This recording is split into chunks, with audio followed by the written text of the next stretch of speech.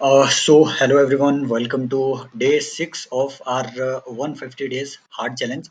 इस चैलेंज में what we are basically doing is कि जितने भी पीवाईक्यूज हैं यूपीएससी के उन पीवाईक्यूज को एनालाइज करने और ये देखने कि यूपीएससी के एग्जामिनर की लैंग्वेज क्या होती है, कौन से वो ऐसे ट्रैप सेट करते हैं जिसमें आपको पढ़ना नहीं है।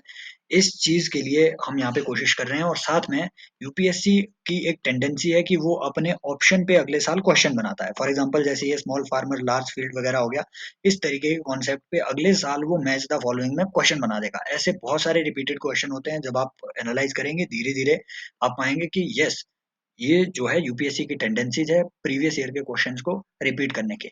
इसीलिए we are just covering at least 5 to 7 PYQs every day. ठीक है, आप ज्वाइन कर सकते हैं इस इनिशिएटिव को by subscribing to this channel. आज के क्वेश्चन पे आते हैं। क्वेश्चन ये है, ठीक है, 2023 का अगेन ये प्रीलिम्स का पेपर है और ये जो पीडीएफ है ये मेरे अपने रिस्पॉन्सेज जो मैंने वहां पे मार्क किए थे, इसलिए ये पीडीएफ लाई हुई है ताकि मैं ये भी बता सकूं कि what was my thought process और real examination hall thought process, right, जिसकी वजह से I was able to qualify prelims also, right. So ये 48th क्वेश्चन कह रहा है कि कंसीडर द फॉलोइंग स्टेटमेंट्स। ठीक है, इन्वेस्टमेंट के बारे में कि भैया इनमें अब हर साल वो इस चीज पे भी क्वेश्चन पूछ रहा है। पिछले साल भी उसने बोला आई थिंक प्राइवेट सेक्टर की कैपिटल और ठीक है कैपिटल इन्वेस्टमेंट और रेवेन्यू एक्सपेंडिचर, आई थिंक उस चीज पे उन्होंने पिछले साल भी क्वेश्चन पूछा हुआ है।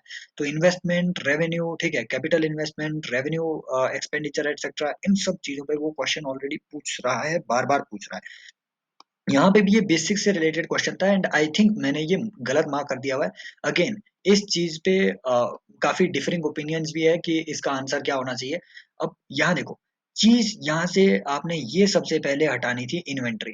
इन्वेंट्री मीन्स आपकी जो मशीनरी होती है, ठीक है, जो आपकी नॉर्मल मशीनरी है, कोई इन्वेंट्री वगैरह में आपने इन्वेस्ट कर दिया, that is your physical capital. ठीक है, अब यहाँ पूछा हुआ है कि इनटेंजिबल कैपिटल, इनटेंजिबल इन्वेस्टमेंट मतलब जिस चीज को आप छू नहीं सकते हैं, ऐसी चीजें इंटेंजिबल होती है, राइट। तो वो इंटेंजिबल इन्वेस्टमेंट में ये तो नहीं आएगा भाई। ठीक है, मशीन आपके इंटेलिजेंट इंटेली क्या कहते हैं इंटेंजिबल इन्वेस्टमेंट में तो नहीं आएगी, इसे आप एलिमिनेट कर सकते थे। बट ऑप्शन देखो नीचे, जाल ये बिछा के रखा हुआ है कि कितनी इसमें से करेक्ट है, राइट। तो आपको दूसरी भी इसमें एलिमिनेट करनी चाहिए, ठीक है, या फिर दूसरी चीजों को भी इसमें देखना चाहिए। अब देखो, brand recognition, brand is obviously an intangible investment. कंपनियां जो है हजारों करोड़ रुपया अपनी ब्रांड वैल्यू बनाने के लिए एडवर्टीजमेंट वगैरह पे जो है फोकस करती है। It is obviously an intangible investment जो कि उन्हें प्रॉफिट देता है बाद में। And then intellectual property, yes, intellectual property में रिसर्च एंड डेवलपमेंट पे अगर आप इन्वेस्टमेंट कर रहे हैं तो yes, it is also an intangible investment. दो तो कंफर्म थे। अब मैं इसमें ज्यादा थोड़ा कंफ्यूज हो गया कि नहीं यार, ये नहीं हो सकता है कि मेलिंग लिस्ट जो है क्लाइंट की, ये इंटेंजिबल, ये इन्वेस्टमेंट के तौर पे आप कंसिडर नहीं कर सकते। I was thinking like this, right, कि भैया मेलिंग लिस्ट इज समथिंग जो कि सिर्फ एक रॉ इन्फॉर्मेशन है, आप कहीं से भी उठा सकते हैं ये इन सारी चीजों को। और नॉर्मली, ठीक है, मेलिंग लिस्ट क्रिएट करने के लिए, क्लाइंट्स की मेलिंग लिस्ट क्रिएट करने के लिए उनको कोई खर्चा नहीं करना पड़ रहा है। I thought it about this in in that manner. लेकिन अगेन, कंपनियों को अगर कोई भी मेलिंग लिस्ट वगैरह बनानी है तो राइट है तो ये इंटेंजिबल चीज, राइट। अब उस मेलिंग लिस्ट बनाने के लिए कोई ना कोई काम तो कर रहा है, उसे आप पे तो कर रहे हो, राइट। तो उस हिसाब से ये भी इन्वेस्टमेंट की कैटेगरी में अगेन आनी चाहिए। अब ये जो है इस चीज पे यूपीएससी ही अपनी क्लैरिफिकेशन दे सकता है। मैंने इसको ढूंढने की बड़ी कोशिश की कि मेलिंग लिस्ट क्या इन्वेस्टमेंट वगैरह पे ये कंसिडर होगा या नहीं होगा, राइट। क्योंकि मेलिंग लिस्ट ऐसी चीज है गुरु कि आप कहीं से भी ये डेटा उठा सकते हो, है ना। मतलब कहीं उल्टी सीधी जगह से बिना परचेज किए भी कंपनियां जो है डेटा कहीं से उठवा रही है, राइट। तो ऐसी लिस्ट जो है, आई थिंक ये इसमें ऑप्शन में आना चाहिए and only 3 should be the answer. ठीक है, I would go with only 3, but again ये सस्पेंस में है ये चीज और ये काफी ज्यादा, ठीक है, हो सकता है ये बाद में उनके आंसर की में डिफरिंग यहाँ पे ओपिनियन आपको देखने को मिले, राइट। अब देखो, ये एक डायरेक्ट क्वेश्चन था जो हमने वो अपने नोट्स के थ्रू इकोनॉमी रिवाइज करने की सीरीज थी, की हुई थी। उसमें हमने ये 15th फाइनेंस कमीशन के टैक्स डेवोल्यूशन के क्राइटेरिया को ब्रॉडली डिस्कस किया भी था। ब्रॉडली, बहुत ही ब्रॉडली हमने ये चीज वहां पे कवर की थी, राइट।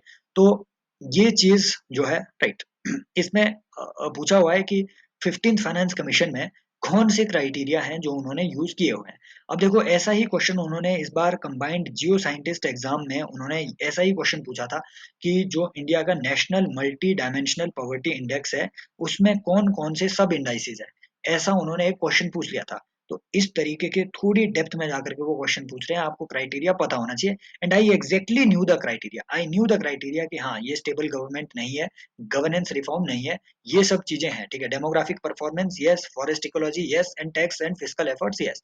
अब अगर थोड़ा सा रिवाइज करें हम 14th और 15th फाइनेंस कमीशन को, sorry 14th finance commission and 15th finance commission को अगर थोड़ा सा और रिवाइज करें, इस पे फिर से क्वेश्चन बन सकते हैं।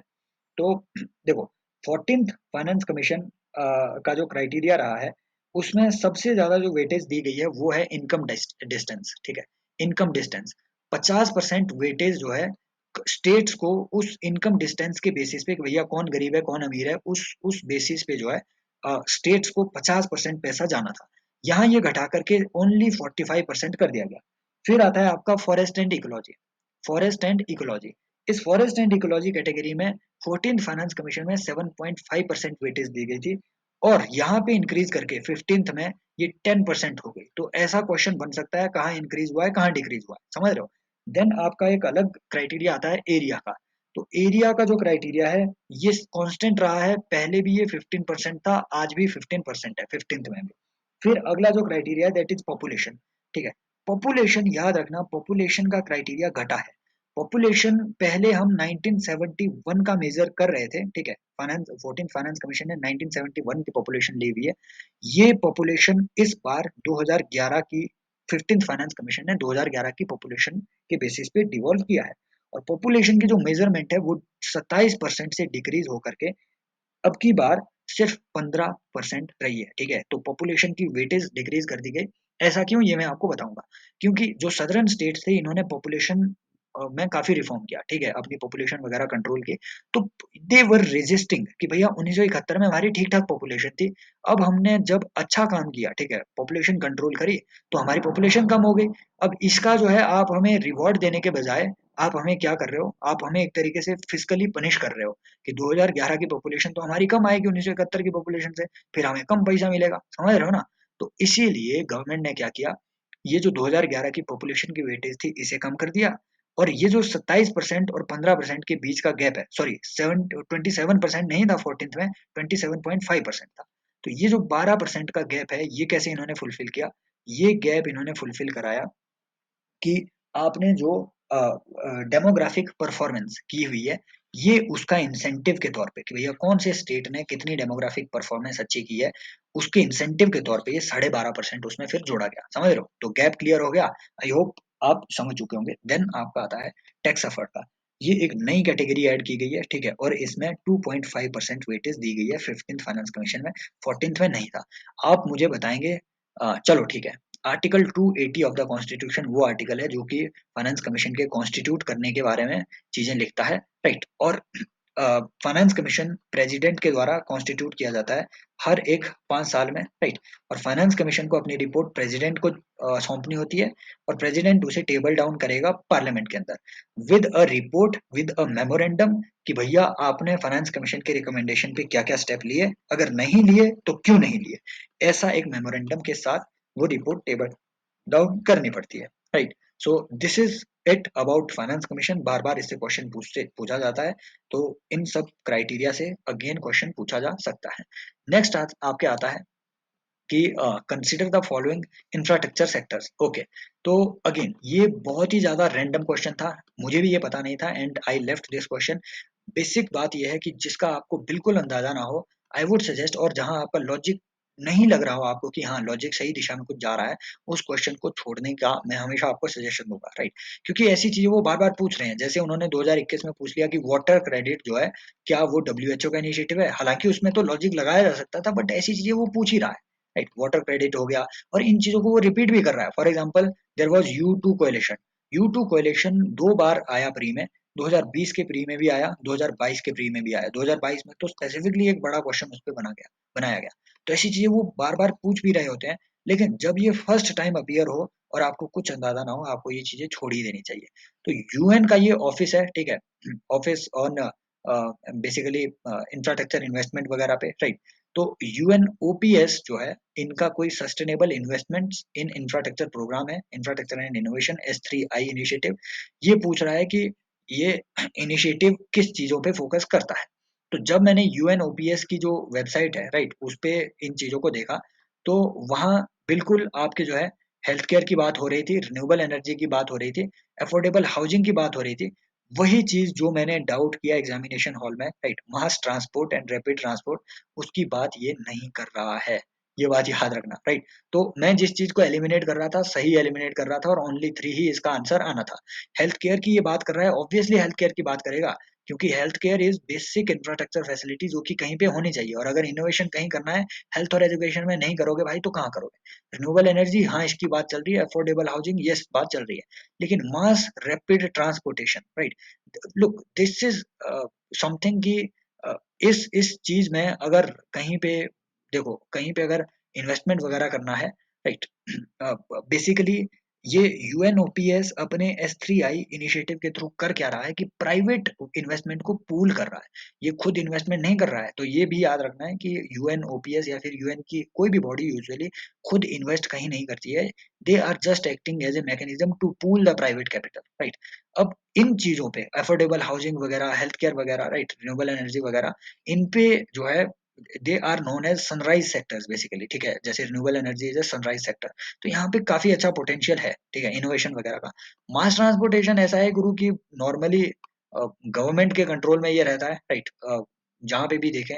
और मास ट्रांसपोर्टेशन प्राइवेट बॉडीज में स्पेशली उतनी ज्यादा अट्रैक्टिव ये चीज नहीं है, राइट। कहीं पे अगर मान लो बस वगैरह के कोई ट्रांसपोर्टेशन एजेंसी वगैरह आपको खोलनी हो, तो वो प्राइवेट कैपिटल के लिए उतना अट्रैक्टिव शायद ये नहीं लगता, और इसी लॉजिक का यूज करके मैं इसे एलिमिनेट भी कर रहा था। आई डोंट नो, लॉजिक गलत भी हो सकता है, बट दिस इज समथिंग। अब हम पूछ नहीं सकते यूएनओपीएस से कि मास ट्रांसपोर्टेशन आपने इंक्लूड नहीं किया, हालांकि इतना क्रिटिकल इंफ्रास्ट्रक्चर सेक्टर है, समझ रहे हो? तो आई होप आप समझ पा रहे होंगे कि क्योंकि इन्होंने इंक्लूड नहीं किया। अब इसकी जस्टिफिकेशन मैं नहीं दे सकता कि ये क्यों इंक्लूड नहीं हुआ, right. So these are the things, affordable housing वगैरह, हेल्थ केयर हो गया, रिन्यूएबल एनर्जी हो गया, राइट। इसके अलावा भी कई चीजें जैसे ठीक है, एजुकेशन वगैरह हो गया, इन सब चीजों पे ये काम कर रहा है, right. So this is about your UNOPS. Again मैं फिर से कहूंगा, इतना कर, कम से कम सिर्फ इतना कर, रफ सा ये याद रखना कि एस3आई इनिशिएटिव किसका है। आगे अगर वो क्वेश्चन बनाएगा तो इसी से बनाएगा, वो आपको ये नहीं पूछेगा फिर से। ऐसे क्वेश्चन वो 2023 के डाल दिए, अगर यूपीएससी को अपनी इज्जत बचानी है तो ऐसे क्वेश्चन वो फिर से नहीं डालेगा, टू बी वेरी ऑनेस्ट। क्योंकि ये क्वेश्चन जो है ना, जैसे ये हो गया आपके मोरिंगा सीड वगैरह हो गया, चलो ये तो ऐसा है कि ठीक है, लेकिन ये स्टेटमेंट्स अगेन उन्होंने कॉपी करके यहाँ पे चिपकाई हुई है बेसिकली, ठीक है, आर्टिकल से। So this is about your, ठीक है, this is about your transportation etcetera. And next आपका आता है with reference to home guards, ठीक है। होम गार्ड्स पे क्वेश्चन पूछा हुआ है कि होम गार्ड्स के बारे में ये स्टेटमेंट्स पढ़ो जरा। एंड अगेन फिर से ये एक बहुत अनकन्वेंशनल क्वेश्चन है, कोई होम गार्ड के बारे में इतना नहीं पढ़ता, लेकिन again I was able to mark right option, right. क्योंकि ये जो फर्स्ट स्टेटमेंट है, आई न्यू इट कि होम गार्ड जो है, ठीक है, होम गार्ड्स एक्ट के तहत रेज की गई है, लेकिन जो रूल फॉर्म किए जाते हैं ना, वो स्टेट गवर्नमेंट फॉर्म करती है, सेंट्रल गवर्नमेंट नहीं। ये कंट्रोल में ही होते हैं स्टेट गवर्नमेंट के। तो फर्स्ट स्टेटमेंट को इसी बेसिस पे आप सीधे जो है आउट कर सकते हैं। और जब मैंने होम गार्ड के बारे में जो इंडिया की, आई थिंक इनका जो डायरेक्टरेट जनरल वगैरह ऐसे करके एक वेबसाइट थी, जब मैंने उसमें, सरकारी वेबसाइट थी, जब उसमें मैंने देखा, ये स्टेटमेंट्स डायरेक्टली वहां से कॉपी पेस्टेड है। उस, ठीक है, उसमें जो होम गार्ड के बारे में इंफॉर्मेशन दी गई है, वर्ड टू वर्ड ये कॉपी पेस्टेड है वहां से ये स्टेटमेंट्स। और ये दोनों स्टेटमेंट सही है कि होम गार्ड का रोल जो है, अब होम गार्ड इनिशियली 1946 के आसपास रेज की गई थी, ठीक है, एज ए यूनिट। तो इनका रोल एक ऑक्सिलरी फोर्स की तरह है, जो कि पुलिस है ना का सपोर्ट करती है in maintenance of law and order and internal security and to prevent infiltration on the, ठीक है। ये भी किया गया है कि लगभग 15 जो है होम गार्ड की ऐसी यूनिट्स अलग अलग स्टेट्स में तैयार की गई है कि इंटरनेशनल बॉर्डर में भी वो border wing home guard battalion जो है, वो बॉर्डर को प्रोटेक्ट करने में अपना काम कर रही है, ठीक है। सम स्टेट्स में ये किया गया है, लगभग 15 ऐसी बटालियंस क्रिएट की गई है। तो इसके बारे में अगेन मैं नहीं कहूंगा कि इस पे कोई रिसर्च करनी चाहिए होम गार्ड पे। आई डोंट थिंक कि फिर से इसमें क्वेश्चन ये इतने, मतलब इतनी बड़ी बात नहीं है कि यूपीएससी इस पे क्वेश्चन पूछ लेता। अब इस स्टेटमेंट को चलो आपने एलिमिनेट कर दिया, बट ये इतनी सिग्निफिकेंट, ठीक है, मतलब लॉ एंड ऑर्डर के लिए आपको इतनी नॉलेज होनी चाहिए, लेकिन नॉर्मली आप होमगार्ड वगैरह को नहीं पढ़ते हैं, राइट। नॉर्मली इन चीज़ों को स्टडी नहीं किया जाता है। और लेकिन फिर अगेन उन्होंने पूछ लिया तो पूछ लिया, कुछ नहीं कर सकते इसमें। और लेकिन इसमें रिसर्च नहीं करनी है, और रिसर्च करनी भी क्या है इससे ज्यादा, कि 1946 में होमगार्ड जो है रेज की गई, और ये इनका काम रहता है, ऑक्सिलरी यूनिट्स है, स्टेट गवर्नमेंट के अंडर आती है, रेगुलेट कौन कर रहा है, स्टेट गवर्नमेंट, ठीक है, और ऐसे कुछ एक बॉर्डर विंग्स भी इसकी तैयार की गई है। इसके अलावा आप क्या ही रिसर्च इसमें कर सकते हैं, राइट, जब उन्होंने पूरा आर्टिकल ही यहाँ पे चिपका दिया हुआ है जितनी सरकारी वेबसाइट में है। नेक्स्ट देखो, ये एक बहुत अच्छा, this was a wonderful question, right. इन्होंने एक तरीके से, अगेन इन चीजों को कन्वेंशनली हम पढ़ते नहीं है, हमें पता है कि ऑफिशियल सीक्रेट्स एक्ट क्या है, हमें पता है आर्म्स एक्ट क्या है, इनके अंदर जो चीजें हैं हम नॉर्मली उन चीजों को पढ़ते नहीं है, and it is not expected also, right, UPSC के एस्पिरेंट से ये एक्सपेक्टेड नहीं है। जब आप बन जाओ कोई ऑफिसर वगैरह तो एक्ट को स्टडी कर लो, ठीक है, इतने डेप्थ में अगर करना होगा तो। बट ये अगेन बहुत अनकन्वेंशनल क्वेश्चन था, I was not able to mark it correctly, but कुछ एक ऑप्शन ऐसे थे जिनको मैंने करेक्टली एलिमिनेट कर भी दिया।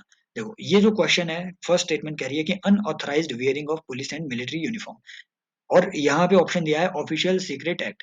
मैंने यहाँ पे ये लॉजिक लगाया कि भाई यार मिलिट्री यूनिफॉर्म का सीक्रेट से क्या लेना देना, समझ रहे हो, सीक्रेट इन्फॉर्मेशन से इसका क्या ही लेना देना है। तो ये सोच के मैंने एलिमिनेट कर दिया, गलत एलिमिनेट किया गुरु। जब मैंने ऑफिशियल सीक्रेट एक्ट अभी पढ़ा, सेक्शन से 6 जा करके देख लेना, वहां पे ये चीज पनिश्ड है कि आप जो है अनऑथराइज्ड मैनर में पुलिस और मिलिट्री यूनिफॉर्म को वियर नहीं कर सकते। इशू में ये इसलिए था क्योंकि प्रधानमंत्री मोदी जी जब, ठीक है, जब एक, आई थिंक वो लेह वगैरह साइड में कहीं पे, या फिर डीबीओ में कहीं तो वो एड्रेस करने गए हुए थे, ठीक है, इंडियन आर्मी के जवान को या फिर एयरफोर्स के जवान को। तो वहां पे वो ना सिर्फ अपनी यूनिफॉर्म के साथ, लेकिन उस यूनिफॉर्म में जो है क्या कहते हैं, पूरी यूनिफॉर्म के साथ साथ उस यूनिफॉर्म में वो स्टार वगैरह, ठीक है, अशोका चिन्ह वगैरह लगे हुए थे, और उसकी वजह से काफी डिस्प्यूट पैदा हुआ था, एक डेढ़ साल पहले की बात है। लोगों ने बोला कि ये आप कैसे कर सकते हैं, ये एक तरीके का अपमान है। लेकिन अगेन, तो इस डिस्प्यूट की वजह से हो सकता है कि उन्होंने यहाँ से क्वेश्चन अच्छा पूछा हो। एंड अगेन दूसरी जो बात है कि knowingly misleading otherwise interfering with police officer and military officer when engaged in their duty, right, लग रहा है कि ये जो है एविडेंसेस से रिलेटेड है, आपको लग रहा होगा, राइट, कि भैया, लेकिन पुलिस ऑफिसर और मिलिट्री ऑफिसर जो है ना, इनका इनकी ड्यूटी सिर्फ एविडेंस की नहीं होती है, एविडेंस कलेक्शन की ही इनकी ड्यूटी थोड़ी ना होगी। तो इंडियन एविडेंस एक्ट इनकी ओवरऑल ड्यूटी के साथ, ठीक है, कैसे ये आप जो है मैच करेंगे, इनका काम सिर्फ एविडेंस कलेक्शन नहीं है भाई, लॉ एंड ऑर्डर भी तो इन्हें इस्टेब्लिश करना है, राइट। तो सिर्फ एविडेंस एक्ट कैसे इनको डील कर सकता है ऐसी एक्टिविटी को, मैंने इस ग्राउंड पे इसे एलिमिनेट किया था, और किया ठीक था।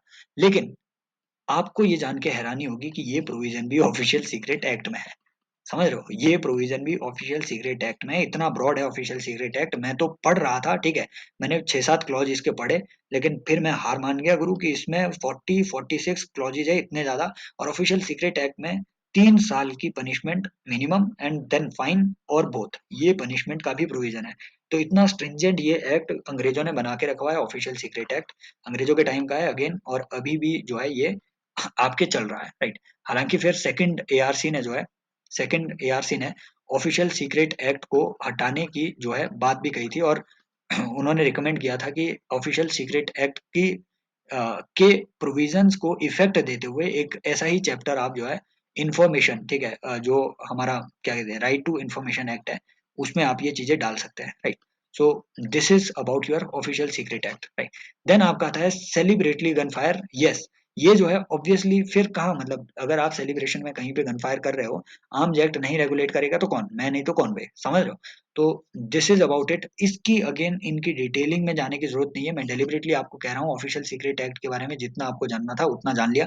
और एक बात और, ऑफिशियल सीक्रेट एक्ट पे आरटीआई ओवरराइड नहीं करता है, ये बात आपने याद रखनी है, जहां ओएसए लगेगा वहां आरटीआई नहीं लगेगा, समझ रहे हो। सो this is about your official secret act etcetera. आप मुझे बताएंगे कि आरटीआई एक्ट का वो कौन सा सेक्शन है, ठीक है, वो कौन सा सेक्शन है इंपॉर्टेंटली, जहां पे एक्सेप्शंस दी गई है कि यस, आरटीआई के इस सेक्शन में मेंशन्ड चीजों पर अगर आप इंफॉर्मेशन डिमांड करते हैं तो सरकार कैन डिनाई दैट इंफॉर्मेशन।